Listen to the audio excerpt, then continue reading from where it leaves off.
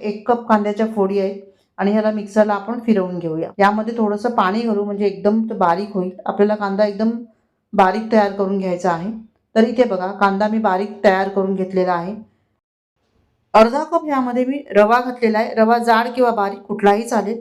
पाव कप तांदळाचं पीठ घेतलेलं आहे आणि इथे सुरुवातीला मी 1 कप पाणी घेतलेलं आहे। पाणी थोडं थोडं करून आपण वापरणार आहोत।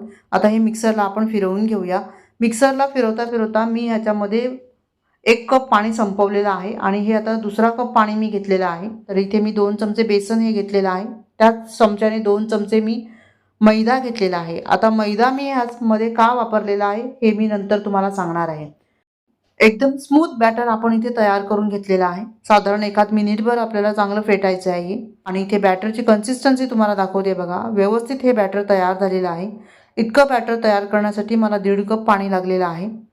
हे पीठ जे आहे यामध्ये आपल्याला काहीच वापरायचं नाहीये, फक्त मीठ वापरायचं आहे। तर इथे चवीनुसार मीठ घातलेलं आहे। चांगलं मिक्स करून घ्यायचं आणि ह्याला 5 ते 7 मिनिटं विश्रांतीसाठी ठेवून द्यायचं। तोपर्यंत आपण इथे कांद्याची चटणी तयार करणार आहोत। त्याकरता 1 वाटी कांदा घेतलेला आहे बारीक चिरलेला, 2 मोठे चमचे दाण्याचं कूट घेतलेलं आहे, भरपूर अशी कोथिंबीर बारीक चिरून घेतलेली आहे, 1 चमचा कश्मीरी रेड चिली पावडर आणि चवीनुसार मीठ घातलेलं आहे। हे सगळे जिन्नस आपल्याला मस्त असे एकत्र करून घ्यायचे। तर इथे मी 2 चमचे तेल कडकडीत गरम करून घेतलेलं आहे।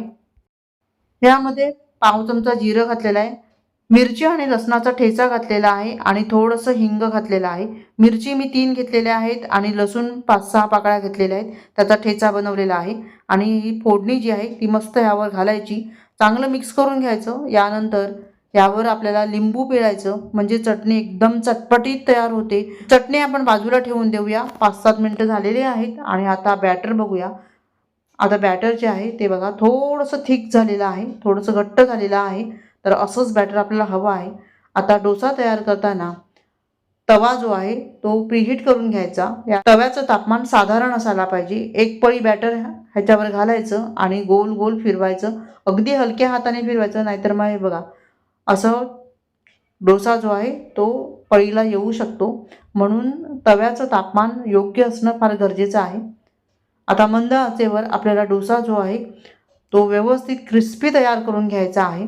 चांगला ह्याला ब्राऊन रंग आलेला आहे, याला आपण काढून घेऊया। तर डोसा बघा किती ट्रान्सपरंट तयार झालेला आहे आणि ह्याचं टेक्स्चर बघा। तर मैदा मी का वापरला, मैदा बाइंडिंगचं काम करतो आणि ह्याचं टेक्स्चर बघा एकदम स्मूथ टेक्स्चर येतं, त्यासाठी मैदा वापरलेला आहे। अगदी हॉटेलमध्ये जसा असतो तसाच डोसा इथे तयार झालेला आहे।